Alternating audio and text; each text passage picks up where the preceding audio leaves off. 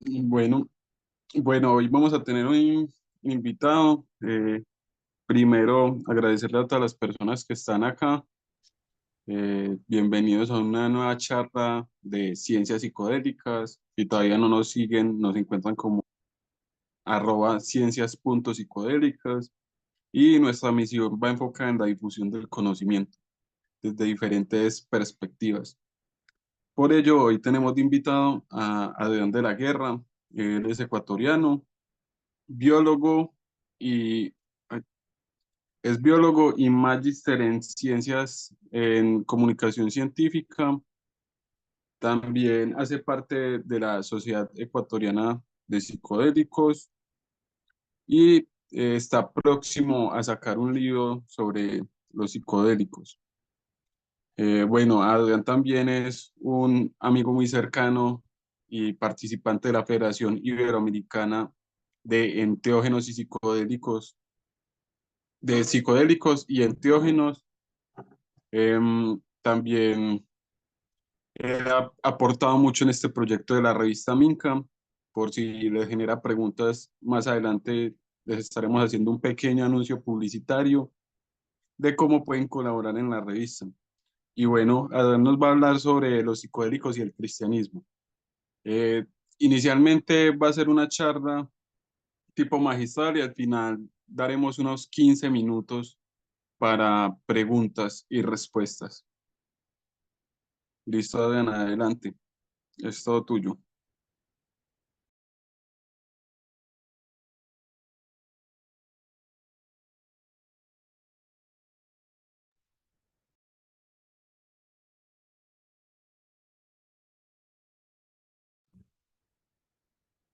Hola, ¿sí me escuchan? Acabo de conectar el audio ahorita. Sí, se te escucha. Maravilloso. Entonces voy a ir pasando las diapositivas. Antes que nada quería comentarles que algunas personas estaban expectantes porque querían escuchar sobre este tema que tiene que ver con el arte medieval relacionado con los hongos, silocibios, hongos Amanita muscaria. Y ciertamente es fantástico el tema. Ahí justamente les comparto esta imagen del libro Los Evangelios Psicodélicos, la historia secreta de los alucinógenos en el cristianismo. Eh, Sin embargo, hoy hablaremos de otros eh, importantes y relevantes ámbitos, tópicos. Empezaremos mencionando el tema de las objeciones que podrían haber de pacientes con este tipo de, de creencias a los psicodélicos. Además, la historia de hibridación y mestizaje que ha habido en América, en nuestro continente, entre pues, el uso de plantas y hongos de poder, enteógenos y arquetipos que vienen del cristianismo. Además de eso, un poquito de objeciones desde la psicoterapia a la inclusión de set and settings religiosos. También las diferencias y similitudes de la concepción que viene de la ciencia psicodélica acerca de el misticismo y lo que entiende eh, el cristianismo como experiencia mística.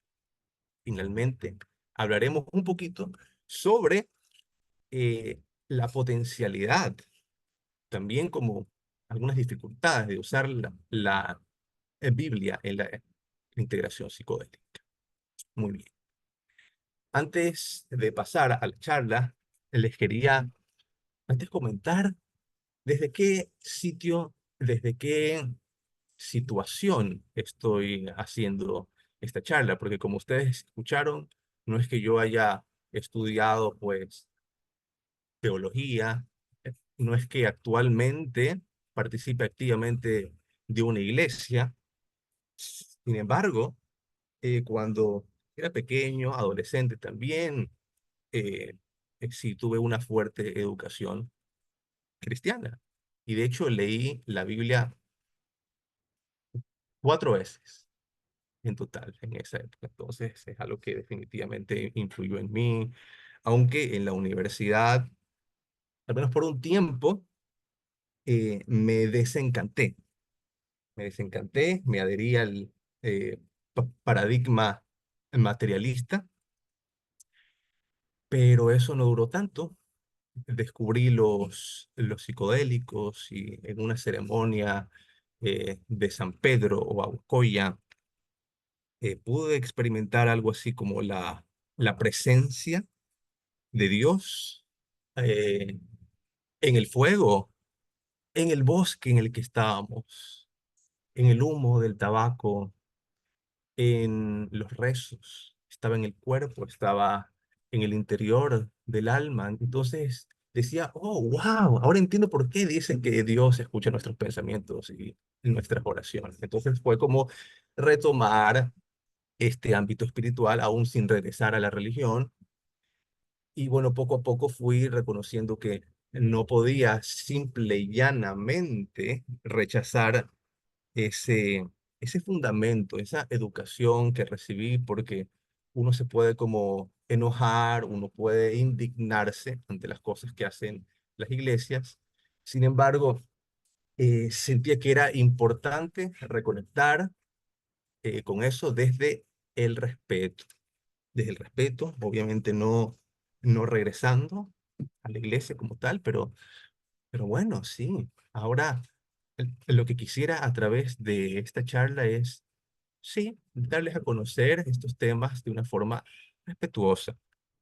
Es importante, de hecho, la integración de los componentes espirituales, existenciales, religiosos eh, y teológicos, porque esto es algo que mejora la salud de las personas no solamente en el marco de la psicoterapia asistida con psicodélicos, sino en general, como nos dice este artículo, en el caso de cualquier enfermedad. Hay algunos artículos citados que mencionan, por ejemplo, cómo personas que padecen de cáncer, hablando sobre estos temas, participando en la oración, en el rezo, mejoran sus probabilidades de sanación.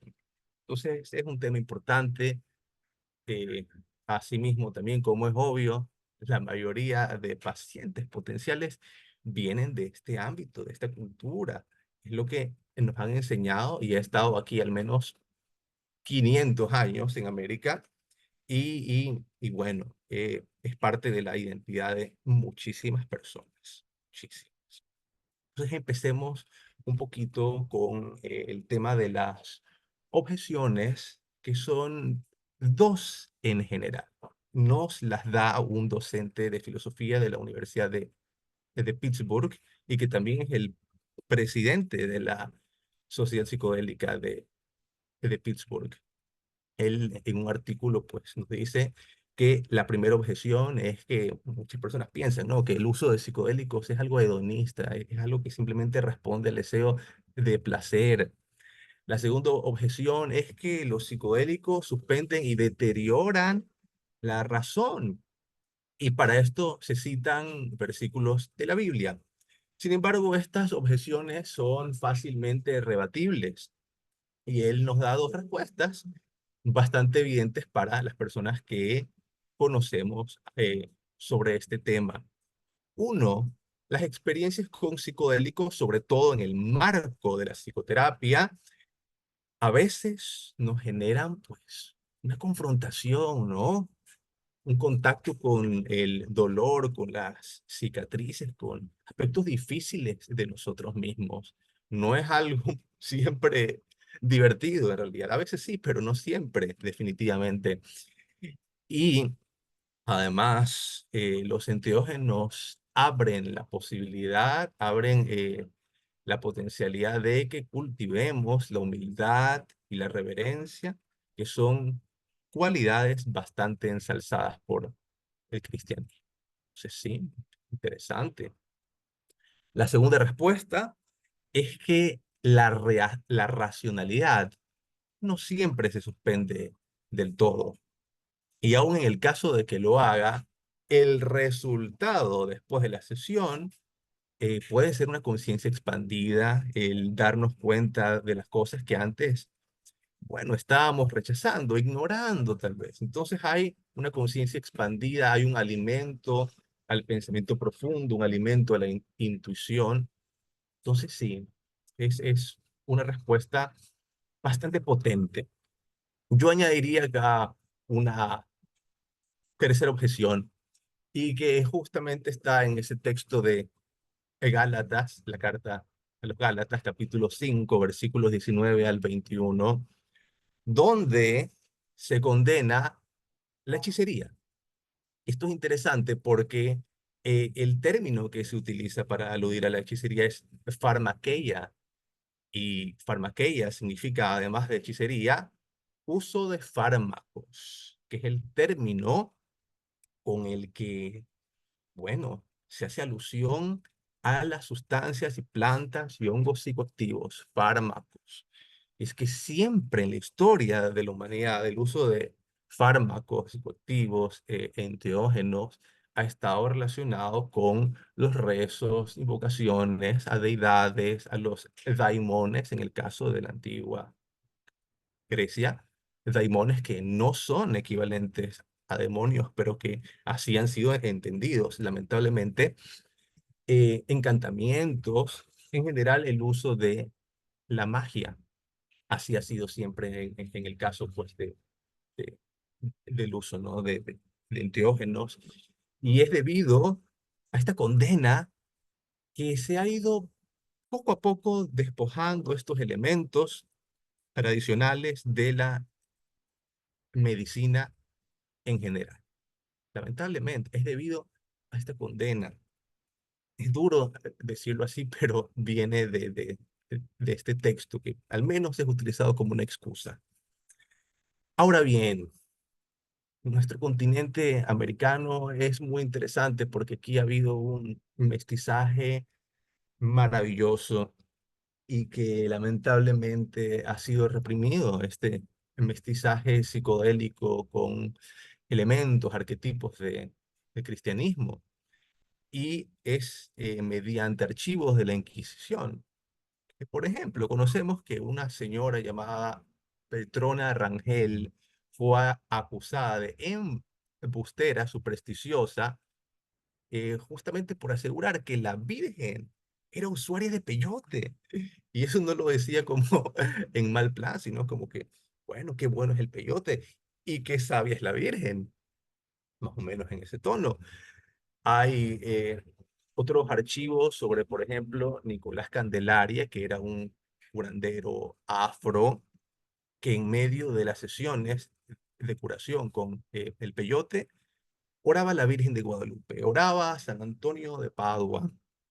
Otros individuos veían durante la sesión al Arcángel Miguel, ¿sí? Y utilizaban el rosario, lo utilizaban en medio de la sesión con peyote. Obviamente que hay otro tipo de usos mestizos en esa época. Eh, por ejemplo, habían esclavos que consumían este cactus enteogénico y se rebelaban tras sus amos y decían, no, ya no quiero aguantar más maltrato.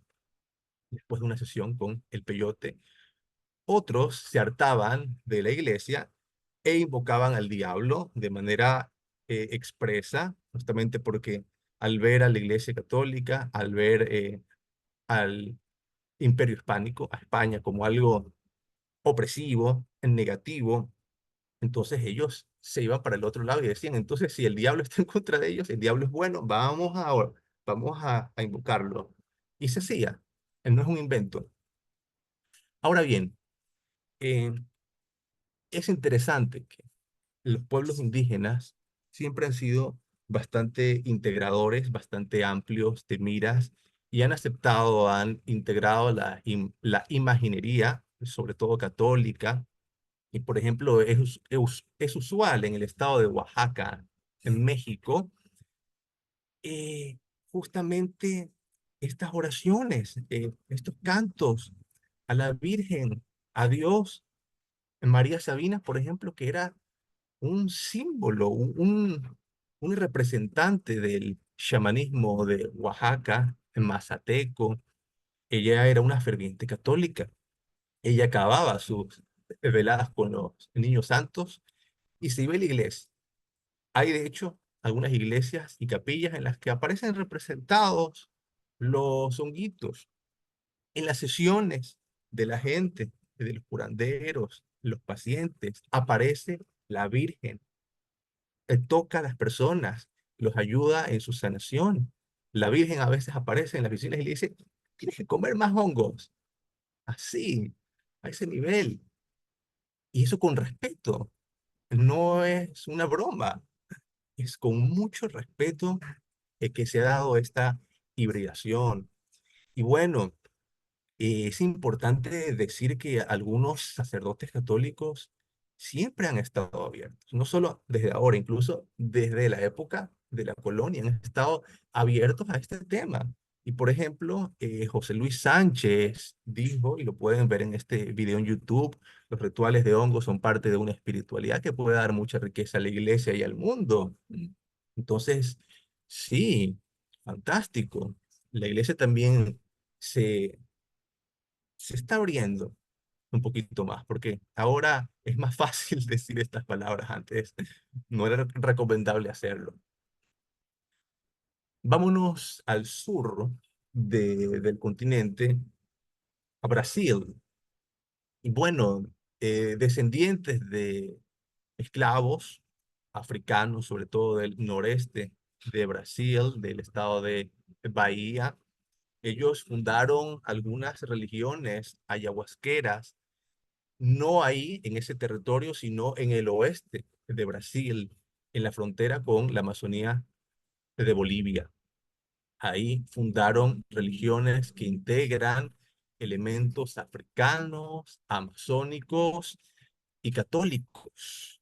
Por ejemplo, el Barquiña es bastante conocida por incorporar en sus altares a San Francisco de Asís, a la Virgen María, vírgenes negras, eh, pero también a los orishás africanos, a los orishás que están ahí integrados. Aparecen en el altar asimismo entes de tipo sirenas, dragones, así como elementales.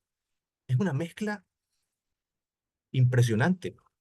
Y algo que a mí me llamó la atención es que para interaccionar con estos entes, ellos antes deben llamarlos e invitarlos a bautizarse. Si no se bautizan, no pueden trabajar con ellos. Es extraño y sin embargo no tanto. Yo viendo la historia de el catolicismo en Irlanda en la alta edad media, cuando era una cosa bastante mixta el catolicismo, ¿no? Con muchos elementos celtas. Allí que en alguna ocasión atraparon una sirena, la sirena aceptó ser bautizada y fue convertida en santa, Santa Murgen. Esto no es un cuento. Realmente hay una sirena considerada santa por la Iglesia Católica y puede investigar sobre ella, Santa Murgen. Entonces, algo parecido hace en Barquiña, que, que bueno, eh, al tener estos elementos en el altar, en los cantos, en los rezos. Por ejemplo, dice Luis Eduardo Luna, que nada tiene que ver con el catolicismo, que ahí en ese contexto él tuvo visiones con Jesús y María. Se impresionó, se impresionó. Bueno, esto pasa en estos entornos que vienen de lo popular, por así llamar. Pero bueno, vámonos a la época en la que el LSD no era ilegal, en la que se estaba utilizando para psicoterapia, eso en los años 50, 60, específicamente esto que les voy a comentar es de los años 60, la teología clínica, que fue fundada por unos misioneros, Frank Lake y Florence Nichols, que también estaban relacionados con la psiquiatría.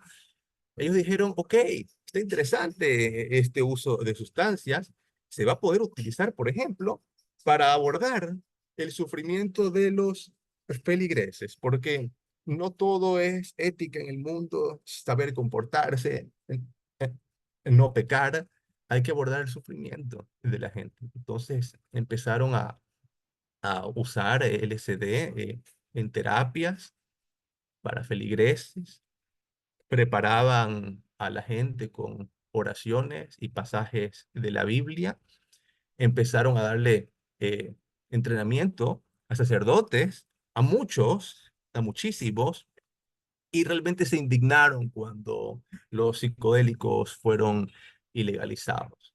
Tuvieron que dejar esta modalidad. Bueno, es fantástico que ellos, al abordar lo que las personas hablaban como, ok, la unión con el todo, ellos decían, no, no es unión con el todo, no es una experiencia mística. Ellos están teniendo una regresión al estado fetal o a un estado pues de tierna infancia, y que tal vez tuvieron sufrimientos que no son recordados racionalmente, pero que se impregnaron en el organismo. Entonces, para abordar ese tipo de sufrimiento hay que utilizar una terapia que vaya más allá de lo verbal. Entonces, para ellos, el LSD ayudaba a hacer esa regresión a esa época y abordar ese sufrimiento. Eso es lo que ellos decían. Pero bueno, ¿qué estaba pasando con los hippies en esa época? Bueno, había algunos de ellos, como este señor Wise, Ted Wise, que tenía una vida desordenada y durante una experiencia con LSD escuchó a un ángel que le dijo, deja esa vida, entrégate a Cristo. Y él va al siguiente día y decide convertirse a la iglesia bautista. No solamente eso, sino que retorna con sus amigos hippies y empieza a convencerlos algunos también de que se entreguen a Cristo y lo bastante cómico del asunto es que cada vez que uno de ellos se bautizaba, celebraban con tomas de LSD. Así, me da mucha gracia. Ahí aparece él en una foto en 2010 eh, cantándole a Jesucristo, a la Virgen, con melodías que remiten pues a este tipo de música de los años 60. Y es hermosa, recomiendo que lo escuchen. He citado este caso porque viene de una revista indexada. Sin embargo, en el contexto latinoamericano hay muchas historias como esta. Aquí, por ejemplo, a una cuadra de la casa, un vecino, dueño de un restaurante, me comentaba sus experiencias con hongos y LSD hace mucho tiempo y que veía a la Virgen, que veía a Jesucristo. Y bueno, ahora como que ya no participa de este tipo de tomas, pero sigue recordándolas con cariño y es como más cristiano él ahora.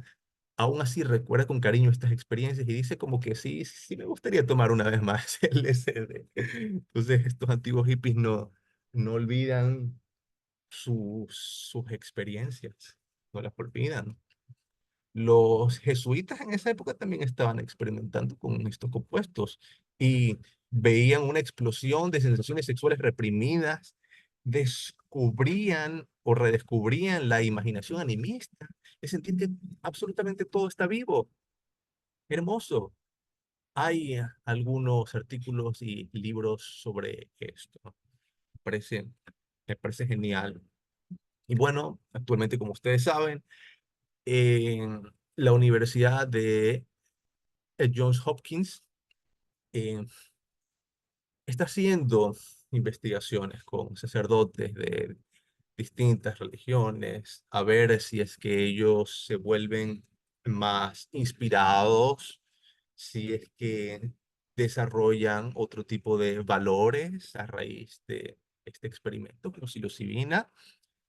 Y bueno, aún no sale como tal el artículo, pero sí conocemos a este señor que ha participado de estas investigaciones, Hunt, a priest, sacerdote, fundador del Ligare, de la Sociedad Psicodélica Cristiana. Esto existe actualmente. Ha hecho artículos, por ejemplo, este. De ahí he sacado justamente estas historias, de ese artículo de él. Y bueno, recordemos un poco. No sé si ustedes hayan escuchado de esta investigación. Es famosa, el experimento de El Buen Viernes, eh, realizado en 1962. Se les dio psilocibina a unos estudiantes de teología en la capilla de la Universidad de Boston, y 9 de cada 10 tuvieron una experiencia mística según el cuestionario MEQ 43, Mystical Experience Questionary, con 43 ítems. De ahí el nombre. Es alta la proporción, bastante alta. Y se piensa que fue así, obviamente por el entorno, ¿no? El entorno sacramental. Y también porque estas personas estaban embebidas de un estudio religioso, espiritual y teológico, y por eso estaban más predispuestas a una experiencia mística. Resulta que en un seguimiento que se les hizo 25 años después, ellos seguían llamando mística a su experiencia y con efectos positivos duraderos. Más recientemente, una encuesta eh, halló que las personas religiosas que ingerían psicodélicos con intención religiosa tenían mayores puntajes en la escala de misticismo M-Scale. Esto es relevante porque ustedes habrán escuchado, hay investigaciones que dicen que si se tiene una experiencia mística, en general también se tienen mejores resultados en terapia. Entonces, wow, si la persona es religiosa, entonces le conviene tener una intención religiosa, un entorno religioso, para que sea más factible una experiencia mística y que tenga mejores resultados en terapia. Bueno, suena bien. Sin embargo, hay que tener cierto como cuidado al respecto. Eh, Esto es fantástico. Esto es fantástico. Yo me quedé con la boca abierta, pero en los años 60, en ciertos hospitales, por ejemplo, el hospital de Hollywood, a las personas durante su sesión se, se les ponían audios de la Biblia, por ejemplo, de la primera carta a los Corintios capítulo 13, y las respuestas de las personas a estos audios iban, por ejemplo, del éxtasis hubo una paciente que afirmó haberse convertido en María Magdalena al haber escuchado este audio, y fue algo beneficioso para ella. María Magdalena es un arquetipo de transformación espiritual. Entonces, ella, a raíz de esta experiencia, reordenó su vida, hizo bien. Sin embargo, otros, eh, incluidos sacerdotes, sentían rechazo y les parecía que esa era una forma antigua de concebir la espiritualidad. Entonces, algunos experimentaban rechazo, asimismo poniéndole música como cantos gregorianos, a algunos les gustaba, otros sentían mucha culpa, se sentían juzgados, no juzgados así por la iglesia, el pecado. Entonces, como que ahí Betty Eisner dijo, no usemos música expresamente católica o religiosa, utilicemos música clásica con una connotación espiritual y bastante profunda, hermosa, pero dejemos a un lado la religión porque algunas personas se nos están maltripeando esto en términos coloquiales. Sí, desde ahí, bueno, ha surgido esta tradición del uso de música clásica en psicoterapia asistida con psicodélicos. De ahí viene, de Betty Eisner. Ahora bien, sí hay algunas perspectivas que nos dicen, no, no hay que tener este enfoque religioso, ni occidental tampoco, en general. Y esta también es una crítica a la música clásica. Se habla pues del estigma religioso, occidental en general, a personas LGBT, a personas de minorías religiosas. a pacientes desafiliados de su fe, la denigración a la sabiduría indígena, a los estados alternos de conciencia en general. Y me parece que es válido y pertinente señalar estos puntos. Bueno, por otra parte, yo considero que la terapia asistida con psicodélicos debería ser personalizada, debería considerar la situación en la que están las personas, sus orígenes también, y no generar rechazos, generar malestar necesariamente.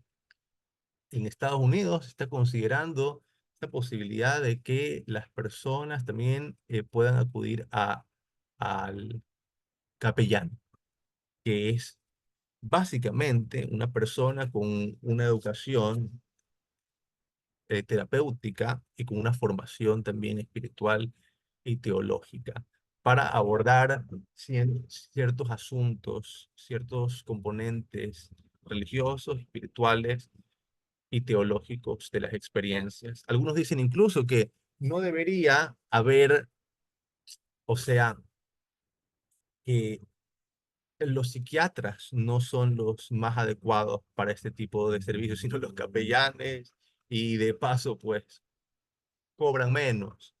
Algunos dicen eso, entonces vamos a ver qué sucede en este escenario. En particular, considerando la situación de América Latina, no creo que se incluya como tal a capellanes. Sin embargo, sí podría ser adecuado formarnos un poquito más en estas cuestiones espirituales y teológicas. Y para eso estoy haciendo esta charla, para compartirles un poquito de conocimiento, porque, eh, bueno, por ejemplo, el misticismo es algo que nosotros hemos experimentado, obviamente, pero hemos leído en la ciencia psicodélica y el misticismo es entendido de otra forma desde el cristianismo. No es lo mismo y podríamos estar sutilmente imponiendo esta visión que viene de Stace, de este libro que es de misticismo y filosofía. De ahí sale el cuestionario que les mencionaba en antes, el MEQ43, que fue, que fue utilizado en el experimento de El Buen Viernes. Ese fue el que se utilizó, tiene 7 subescalas de unidad interna, unidad externa, básicamente las fronteras entre lo interno y lo externo se disuelven. Hay sentimientos de sacralidad, una cualidad no ética. Esto se refiere a que la experiencia se siente como algo real, objetivo. Hay un estado de ánimo positivo, de paz, de bienaventuranza, de bienestar. Hay una trascendencia del espacio y el tiempo. No hay tiempo, no hay espacio. La experiencia se vuelve inefable.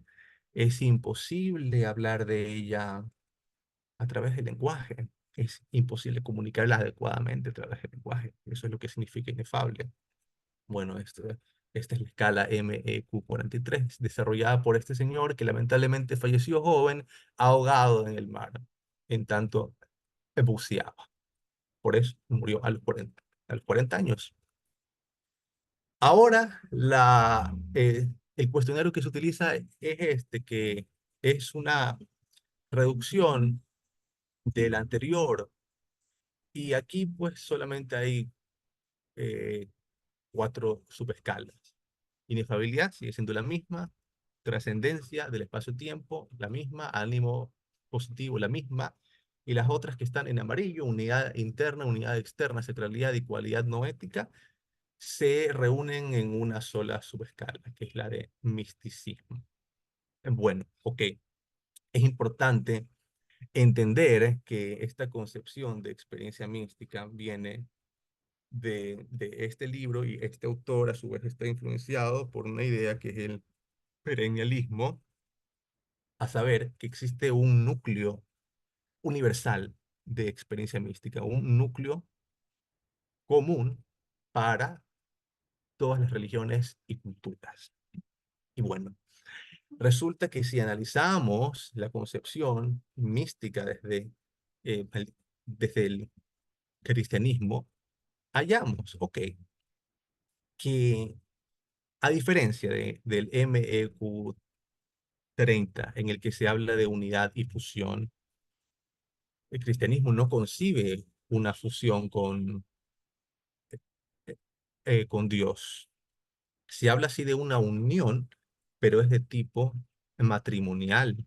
Es una unión en la que Dios y el individuo siguen siendo distintos aún en su unidad. No hay una fusión, no hay la posibilidad de decir, yo soy Dios". No hay esa posibilidad. No. Lo que sí hay es una fuerte intimidad amorosa con Dios. Se siente la presencia de Dios. Y bueno, podríamos decir que la característica más importante de esta experiencia mística es el amor. Y el amor no se menciona en el MEQ30. No se menciona, no. Porque hay tradiciones que no hablan de amor, hablan de otras cosas, pero el cristianismo sí. Aunque a veces en la práctica no se practica mucho amor, pero bueno, eso es lo que se dice. Les recomiendo este paper, muy chévere. Ahí se ahonda un poco más en lo que yo les he mencionado. Eh, ok, si leemos un poco de teología a Pseudo Dionisio, a Areopagita, hallamos algo sumamente hermoso, y es que aparentemente Dios habría generado el universo, la creación, a través de un éxtasis, de un salir de sí mismo. Dios sale de sí mismo, se derrama hacia afuera y empieza a surgir la creación, empieza a surgir el universo, la vida en la tierra también. Entonces, su espíritu es el que estaría haciendo todas las cosas y permaneciendo en la creación como una presencia. Y de esa forma, todas las criaturas tendrían la posibilidad de una relación inmediata con lo sagrado, porque todo está hecho de alguna manera de ese espíritu. Aunque no sea uno igual a Dios, no esté uno fusionado con Él, porque es una cosa mucho más grande, gigantesca, y que trasciende el universo, pero que también está aquí. Es lo que dice Romanos 1:20. Me gusta esta forma de concebir las cosas. Me gusta bastante. Y bueno, Santo Tomás de Aquino dijo que Dios es el ser mismo, el esse se ipsum, el ser de los seres, la esencia de las cosas. Entonces, de alguna forma, aunque no seamos iguales a Dios, bueno, tenemos esa esencia divina. Y de hecho, Dios le presenta a Moisés y le dice, Yo soy, eh, yo soy el que soy". Yahvé o Jehová viene de una raíz, de un verbo, Javá, que significa ser. Es el ser, entonces, es el ser que se derrama y da vida a las cosas. Entonces es hermoso. Tampoco es tan diferente esta concepción de lo que se podría llegar a experimentar durante una experiencia psicodélica. No es muy distinto. Y bueno, este tema es fantástico, ya un poco ir a la integración de estados alternos de conciencia y la Biblia, la verdad, una fuente abrumadora de narraciones sobre experiencias en estados alternos de conciencia. Hay un montón, cientos de ellas, la verdad. Y algo se puede aprender de ella, sobre todo si es que uno viene de esa tradición. Y bueno, les voy a poner un ejemplo que es la segunda carta a los Corintios, capítulo 12, versículos 1 al 10, en las que se abordan algunas cuestiones, como por ejemplo, el evitar el ego espiritual, eh, qué hacer en experiencias confrontativas, qué sucede, cómo reaccionar ante el hecho no sanar, aún después de una experiencia mística. ¿Qué pasa si no sanamos? ¿Y cómo se hace para que estas experiencias perduren en el tiempo y sean realmente transformacionales? Llegó el momento de la misa, señores. Voy a leer la Biblia. Voy a leer este pasaje. A ver, vamos a leer segunda carta a los Corintios, capítulo 12, versículo 1-10. Estoy divirtiéndome mucho. Espero que ustedes lo tomen de esa manera. Tampoco no lo sermoneo. Ustedes tienen la posibilidad de simplemente divertirse y aprender. Entonces vamos a divertirnos y aprender con estos versículos.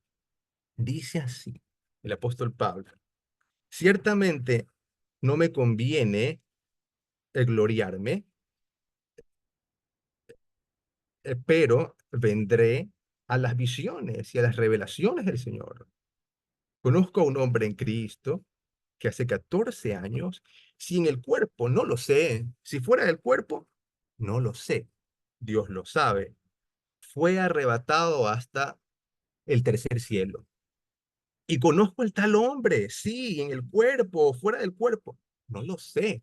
Dios lo sabe.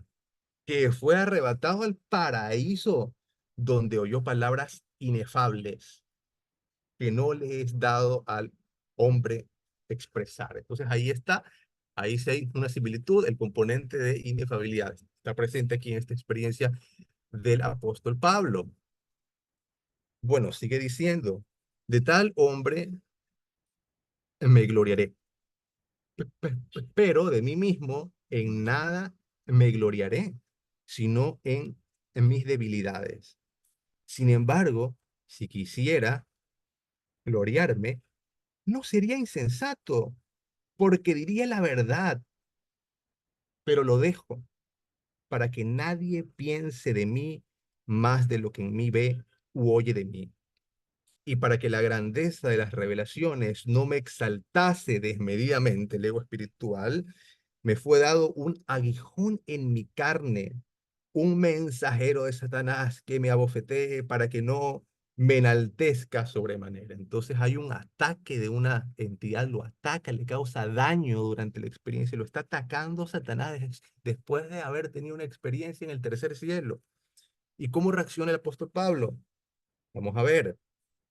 Respecto a lo cual, 3 veces he rogado al Señor que lo quite de mí, y me ha dicho, bástate mi gracia, porque mi poder se perfecciona en la debilidad. Por tanto, de buena gana me gloriaré más bien en mis debilidades, para que repose sobre mí el poder de Cristo. Por lo cual, por amor a Cristo, me gozo en las debilidades, en afrentas, en necesidades, en persecuciones, en angustias, porque cuando soy débil, entonces soy fuerte. Y esta es la clave de todo. El apóstol Pablo le dice a Dios, sácame este mal, sáname, impide que se dé este ataque astral. Eso le está diciendo, y Dios no lo ayuda. Y le dice, que te baste con la gracia. Y bueno, después dice el apóstol Pablo, reconoce que cuando es débil, entonces es fuerte. ¿A qué se refiere esto? A la kenosis, el vaciamiento del yo, a esa debilidad del yo que empieza a vaciarse. El yo débil empieza a vaciarse y es sustituido por el Espíritu de Cristo. Entonces, por ejemplo, hay estos textos que dicen cosas como de cierto os digo, que si el grano de trigo no cae en la tierra y muere, queda solo, pero si muere, lleva mucho fruto. Si muere el yo, lleva mucho fruto, fructifica. También se dice en la carta de los Gálatas, con Cristo estoy juntamente crucificado y vivo, no ya yo, mas vive Cristo en mí, y lo que ahora vivo en la carne, lo vivo en la fe del Hijo de Dios, el cual me amó y se entregó a sí mismo por mí. Entonces está diciendo El yo muero, muere el yo y emerge el espíritu de Cristo. Entonces, esa es la clave, ¿no? Aún en medio de una enfermedad, de alguna forma está aquí él aprendiendo a tomar una enfermedad como una oportunidad de crecimiento espiritual. Es bastante hermoso este texto, yo lo disfruto mucho, la verdad, y si todo eso está en este artículo. He revisado artículos indexados sobre este tema, los recomiendo. Y bueno, hay que hacer algunas especificaciones. Aquí me parece importante resaltarlos porque sí es cierto, no hay que negarlo, que la Biblia tiene valores patriarcales de por medio y uno se puede fanatizar y creo que no queremos fanatizarnos nosotros ni tampoco a los pacientes que acudan. Entonces hay que tener cuidado también. También cuidado de imponer interpretaciones. Sí, sin embargo, hay que considerar que estas personas a lo mejor no tengan con quién hablar de su experiencia, porque si la hablan con los miembros de su comunidad, probablemente van a rechazarlos. Esa es la verdad. Entonces, al menos que puedan hablar esto con su terapeuta o con otra persona, pero sí es importante abordarlo, sí es importante. Y bueno, otro tema que me parece también que puede ser significativo es que hay que sanar heridas que vengan de la crianza religiosa que hayamos recibido. Y lo digo porque muchas personas que somos allegados a los psicodélicos, de cierta forma hemos sido ovejas negras y, y tal vez nos hayamos ido en malos términos de la religión o estemos indignados simplemente con las injusticias que se cometen, con las violaciones a menores por parte de sacerdotes, por ejemplo, con la corrupción, las incoherencias que hay. Me parece que el sanar heridas con la religión, con el fundamento educativo religioso que hemos recibido, no implica negar la realidad, no implica negar que estas cosas han ocurrido y siguen ocurriendo, la Inquisición, todo esto, ¿no? Pero sí es importante sanar de tal manera en que si recibimos a este tipo de personas, no experimentemos un rechazo, porque puede pasar que, por ejemplo, yo soy feminista, yo soy, qué sé yo, lo que sea, y recibo a esta persona como paciente y siento rechazo, ¿no? Y es más difícil ayudarla en su proceso. Entonces, sería chévere sanar, es bueno sanar este tipo de heridas. Bueno, y bueno, aquí tengo algunos textos de la Biblia que me recuerdan un poco la experiencia con MDMA. Por ejemplo, el Evangelio de Juan capítulo 4 versículo 18: en el amor no hay temor, sino que el perfecto amor echa fuera el temor, porque el temor lleva en sí castigo, de donde el que teme no ha sido perfeccionado en el amor. Entonces, es lo que se tiene como experiencia con el MDMA. Se va el temor, sentimos una ola de amor, de cariño, y dejamos a un lado este miedo al castigo, ¿no? Al castigo, al ser rechazados, al ser juzgados. Entonces, eso es realmente el amor de Dios que se menciona en Juan capítulo 4 versículo 18 y que de alguna manera se experimenta con el MDMA. Hay una correspondencia aquí. Y es lindo que se vea así el amor y no como algo que vamos a juzgarlos a todos esos por la razón que sea, que es lo que sucede muchas veces con los feligreses, que están ahí juzgando a todo el mundo. Y bueno, dice Filipenses capítulo 4 versículo 7: y la paz de Dios, que sobrepasa todo entendimiento, guardará vuestros corazones y vuestros pensamientos en Cristo Jesús. Entonces, es así una experiencia muy pacífica relacionada con este componente de ánimo positivo que está en el Q30. Sí, sí hay relaciones entre el misticismo cristiano y esta escala no son completamente equivalentes, pero relación sí hay. Bueno reconocerlo. Mm, Volver a nacer. Eh, Juan capítulo 3 versículos 3 al 4 dice, de cierto te digo, que el que no naciere de nuevo no puede ver el reino de Dios. La primera carta a los Corintios, capítulo 5 versículo 17 dice, de modo que si alguno está en Cristo, nueva criatura es, las cosas viejas pasaron, he aquí, todas son hechas nuevas.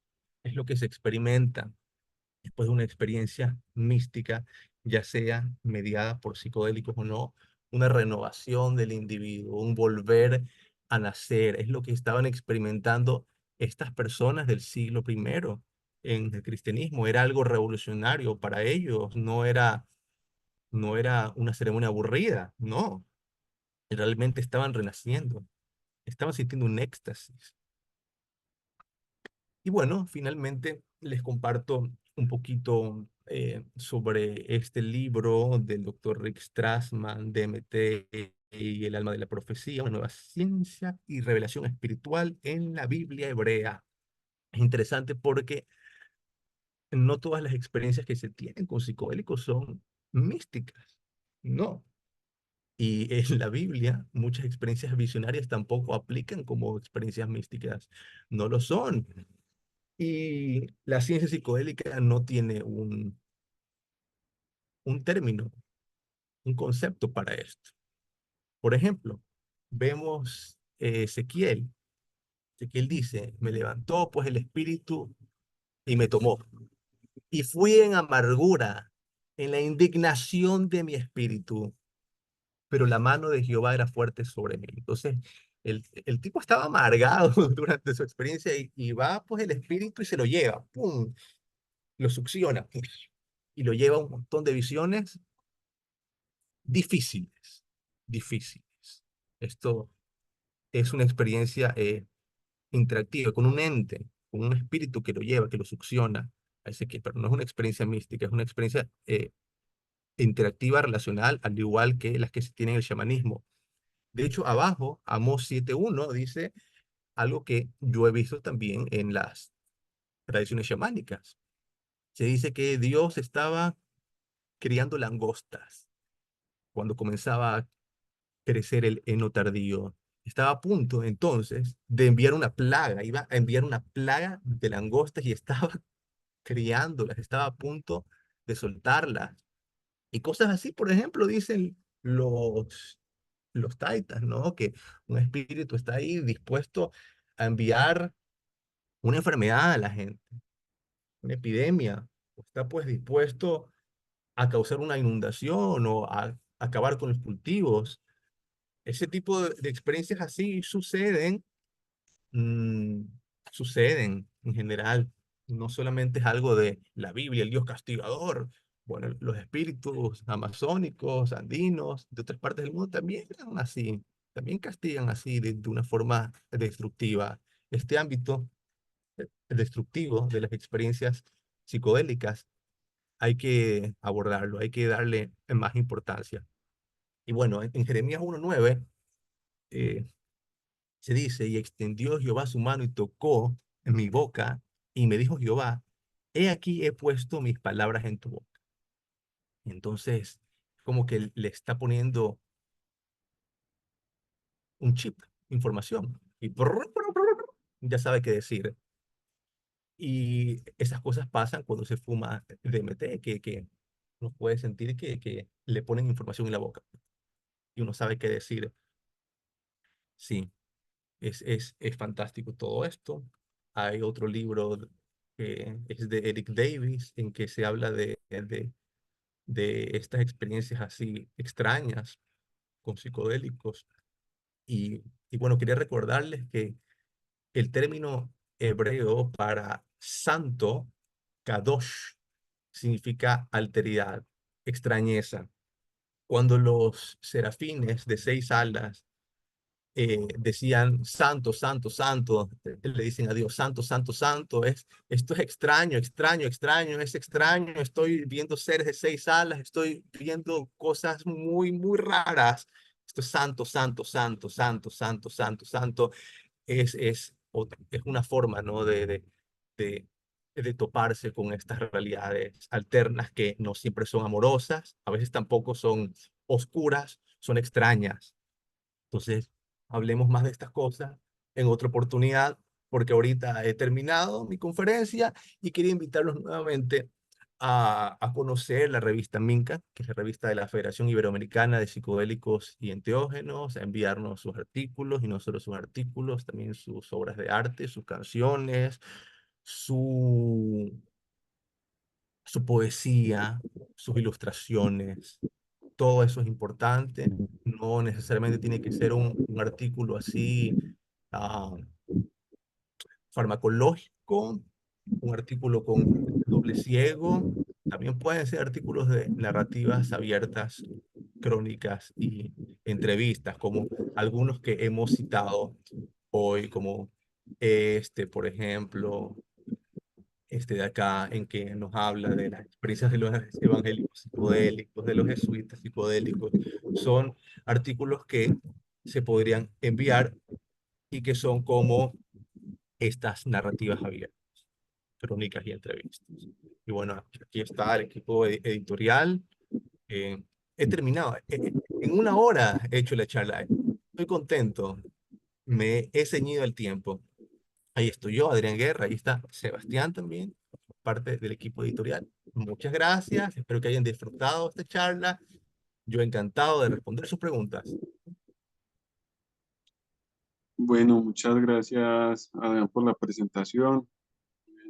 Estuvo muy buena, muy interesante retomar estas relaciones intrínsecas que puede tener el cristianismo y que parece que se ha ido borrando con el tiempo.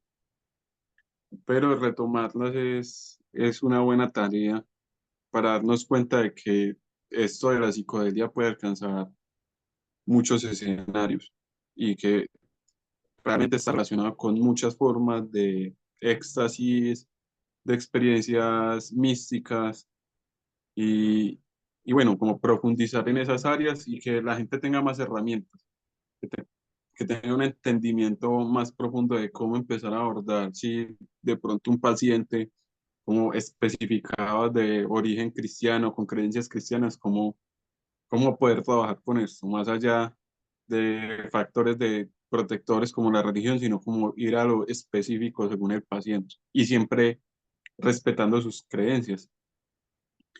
Bueno, Adán, ya es como la hora de las preguntas.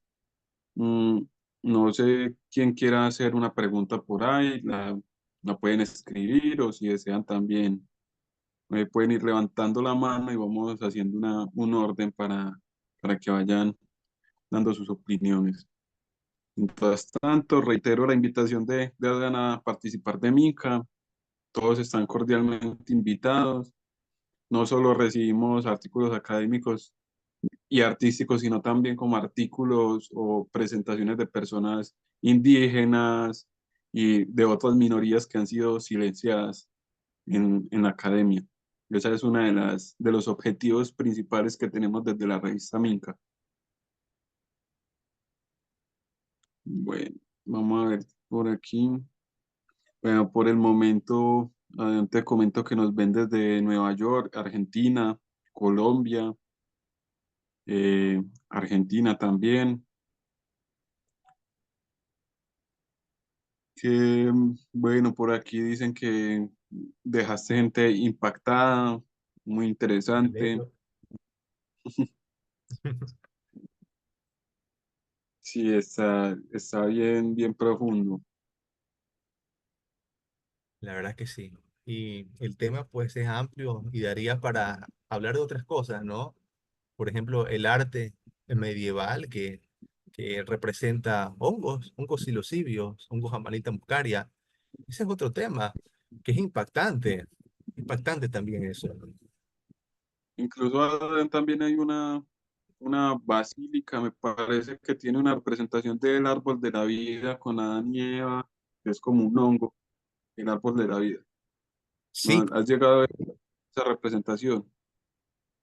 y de hecho, por ejemplo, yo aquí en la portada, a ver, voy a compartir de nuevo la pantalla, no les se los Ujú. enseñé bien, pero esta es una imagen en una iglesia medieval en Francia, en la que se está recibiendo a Jesús en Jerusalén. Jesús está sobre un asno y en vez de recibir las típicas palmas o palmeras de Semana Santa, ustedes conocen, han visto, está recibiendo hongos, le están dando hongos. Ah, ok. Sí, cómo se puede entender eso? O sea, porque eso que está ahí representado no son palmeras, no parece una palmera, eso tiene totalmente el aspecto de un hongo, totalmente, es innegable.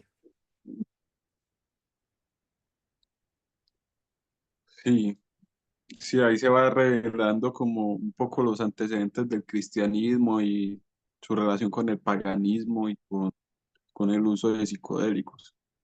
Bueno, Adam, por aquí te tiene una pregunta. eh, bueno, Yarelix desde Nueva York pregunta, ¿cómo se concilian los orígenes coloniales del cristianismo y cómo es combinado con la psicodelia? ¿Puede ampliar aún más algunos aspectos del control religioso? Yo creo que sí, definitivamente, aunque no pienso que sea un resultado inevitable. Eh, si uno estudia la historia del cristianismo, pues hallaremos la historia de una religión humilde, de personas que estaban sintiendo un éxtasis. Definitivamente no eran dominadores, no eran Mm, poderosos, y que por cuestiones de la vida llegaron a convertirse en una religión dominante. Y sin embargo, aún siendo una religión dominante en la Edad Media, muchas veces había un mestizaje extraño. En Irlanda, por ejemplo, en Irlanda se habla de santos como Santo Cuthberto, que nadaba con sirenas, era amigo de los elementales, una cosa ujú, rarísima. La sirena que fue hecha santa también, las visiones de los sacerdotes, de enanos, de gnomos, de todo esto, o sea, era así en esa época, era así. Y la iglesia, eh, o sea, la Inquisición es algo que surge después, en el Renacimiento. Mejor dicho, no en el Renacimiento, pero en el Renacimiento empieza a perseguirse sistemáticamente a, a las brujas. No, es recién en 1486 me parece que sale un documento llamado Malleus Maleficarum, y en el que se especifica pues todo lo relacionado con las brujas, cómo perseguirlas, cómo hacerles confesar. Es algo horrible, ciertamente, en la historia del cristianismo, pero es algo bastante tardío, en verdad. Y coincide en que en esta época justamente es que se conquista América, justamente en esa época, porque es una conquista, es una invasión, eso ya lo conocemos, es negable, es horrible, amplificar eso no es deseable en lo más mínimo, pero pienso que amplificar otros aspectos del cristianismo es útil, útil y todos apreciamos ciertas cuestiones como todos los seres humanos somos iguales en esencia, los seres humanos debemos ser como hermanos y hermanas, debemos amarnos entre nosotros, son ideas típicamente que vienen del cristianismo y que si se hicieran realidad, las personas no actuarían, no actuarían como lo hacen, no actuarían los feligreses como lo hacen si realmente siguieran eso y se dieran cuenta que este tipo de textos de condenación en realidad son una em, minoría. Es una minoría en verdad, pero las personas se apegan a eso y lo amplifican todo y echan a un lado la esencia. Eso es una pena real. Entonces todo depende de que se amplifique. Puede ser lo uno o lo otro. Ok. Bueno, Adrián, por aquí ya te tienen como unos comentarios. Por acá te comentan, he escuchado que la forma en la que se tiene la experiencia depende también del contexto social y de la creencia de la persona. Por ejemplo, ver a Buda si es de la India o María si es latino, etc. ¿Qué opinas como de ese comentario que hacen? Adrián? Completamente. Completamente, depende no solamente del contexto social de la persona, sino también del contexto en el que se haga la ceremonia o la sesión, así como decía pues Luis Eduardo Luna, él siempre había tomado ayahuasca con los taitas en la Amazonía, pero de repente se va a Brasil, tiene una sesión con Barquiña, hay rezos a Jesucristo, están ahí en el altar, los santos, y ve a la Virgen María y ve a Jesucristo. No es su creencia particular, pero el contexto en el que estaba dándose en la ceremonia hizo que él tuviera estas visiones. Ujú.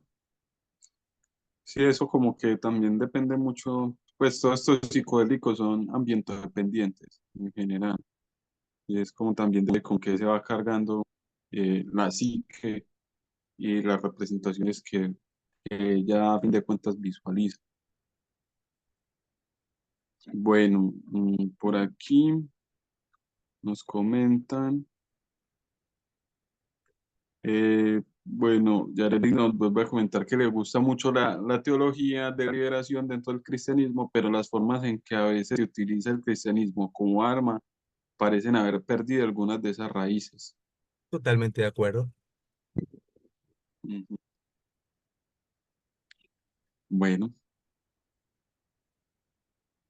Bueno, no sé si alguien tiene una pregunta más o ya damos cierre a esta charla. Recuerden que todo esto queda guardado en el YouTube de Ciencias Psicodélicas, así mismo nos encuentran. eh, y también encuentran las charlas anteriores. Esperamos que esta o la siguiente semana se publique el ciclo de charlas de lo que queda de fin de año. Tenemos una gran amplitud de ofertas y temáticas para que estén atentos de las redes. Ustedes saben que son las personas que hacen que este proyecto tenga sentido y que todo lo hacemos para llegar a más gente y que el conocimiento se distribuya. Recuerden que muchas de las charlas no es que los creadores y fundadores de Ciencias Psicodélicas estemos totalmente de acuerdo, pero sí estamos de acuerdo con que debe haber variabilidad en el conocimiento y una amplitud para que cada uno escoja como por qué camino va a andar. Excelente. Listo, y muchísimas gracias, Adrián. No sé si quieres decir unas últimas palabras para darle cierre. Unas últimas palabras. La verdad, agradecerte a ti, Sebastián, por eso, por abrir este espacio para diferentes eh, perspectivas. Simplemente remarcar que la terapia debe ser bastante flexible e irse amoldando a las personas, a su situación, a su contexto. Así es como tiene que ser. En general, para todos y todas y todes. Bueno, muchísimas gracias, Adrián. Entonces, nos estaremos viendo en otra charla y bueno, estaremos construyendo más conocimiento y llegando a más partes del mundo. Hasta luego a todas las personas, súper agradecido porque estén acá. Hasta luego, Adán. Un abrazo. Hasta luego. Hasta luego.